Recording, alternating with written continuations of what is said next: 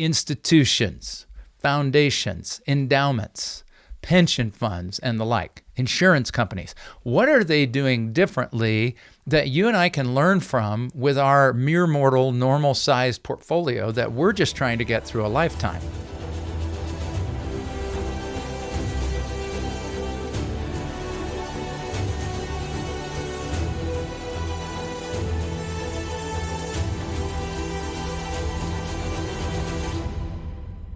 Hi friends, Colin Richards here, and we're going to continue in a little mini-series that we're doing on being a distribution specialist. What makes Lord & Richards different? We are distribution specialists. We focus on making sure you never run out of money. That's really a simple way to look at it. And in our prior segment, I talked a little bit about what we are not. An accumulation focused advisor focuses on simply putting you in growth opportunities and trying to maybe balance that out a little bit with some bonds. I'm going to talk more about the blah bond portfolio later, but that is not the goal of a distribution specialist. Here are the goals of a distribution specialist. Number one, we want you to achieve financial independence.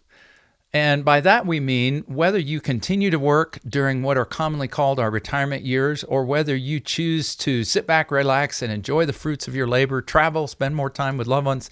Whatever your choice is, you're not doing what you're doing because you can't afford to stop working, right? So you're either stop working because you want to, and you have the financial independence to do that, or you're continuing to work but you have the ability, should you want to stop working. That's financial independence, doing what you love with the people that you love, never having to work again to pay for it. Does that sound like a good plan? And then second, we want you to not just be financially independent, but what that involves kind of as a sub point is the goal of never running out of money before you run out of life. And this is hard. And this is what we've taken on at Lord & Richards. There are very, very, very few advisors, number one, that are fiduciaries, but also who focus on distribution. I've met plenty of certified financial planners who don't have a clue how to help you develop a portfolio that will never run out. And they're using outdated approaches. And we're going to talk about that more in our next segment. So where do we go? I mean, people have been trying this for years.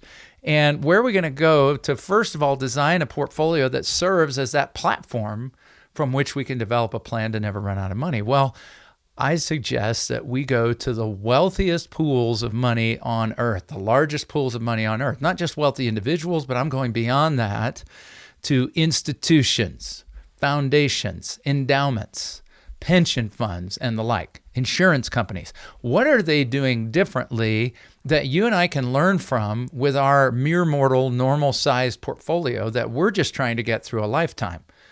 Well, let's start with something that they're having to do that you don't have to do. It's much harder. How long, let's say we're talking a college endowment or a hospital endowment, how long does that endowment need to last for that institution? Let's say we're talking about Harvard. Well, in their case, it's lasted for centuries, right? So clearly doing something much harder than a mere mortal lifespan, particularly a retirement that might get as big as 30 or 35 years on the outside.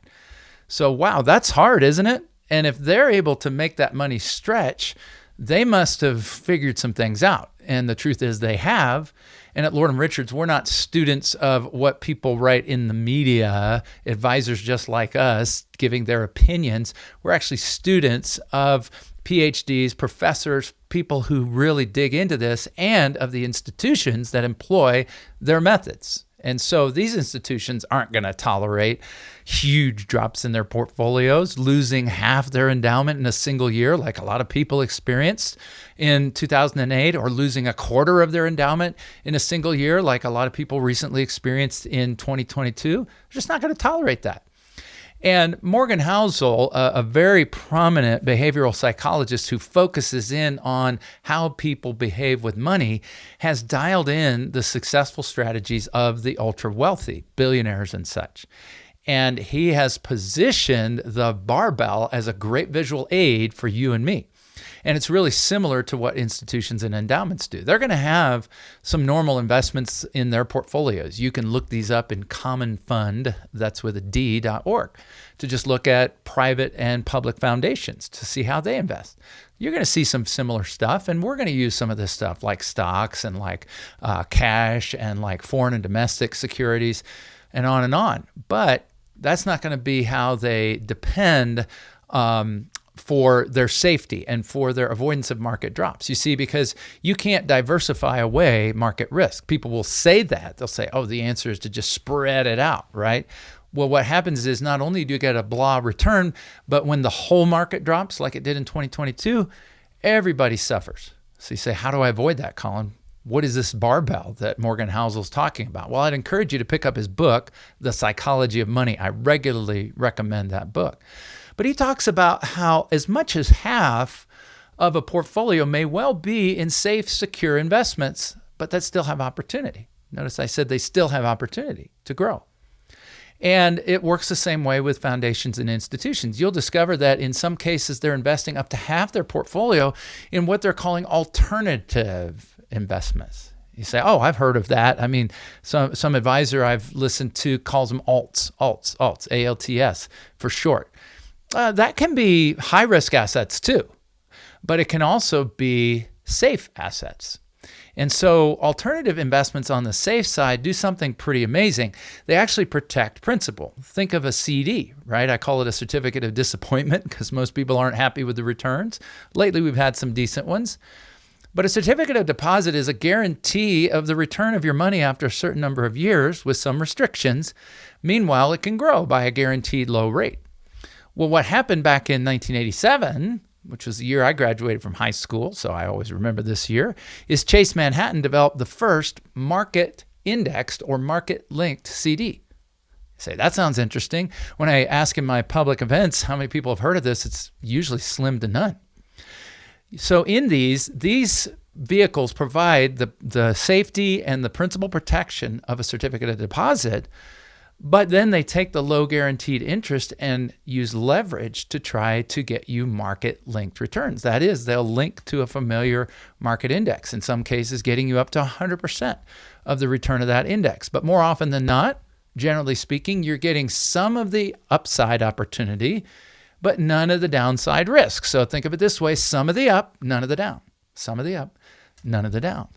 So what happens is over a long period of time, and we've mapped this out and studied it, others have, and we can produce scientific documents that'll show you what happens, is you get moderate returns, but that never experience a loss. And guess what happens when we overlay that on a typical market index, say the S&P 500 or the Dow Jones, we see all this whiplash that people endured over the last 20 plus years, and we have a much smoother experience that gets us to the same or even a better place, depending on the time period, without all that volatility.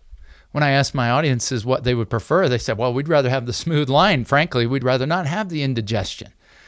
And so meanwhile, we've got alternative investments that provide safety, but on the flip side, they're also on the other side of the barbell providing growth with risk management, okay?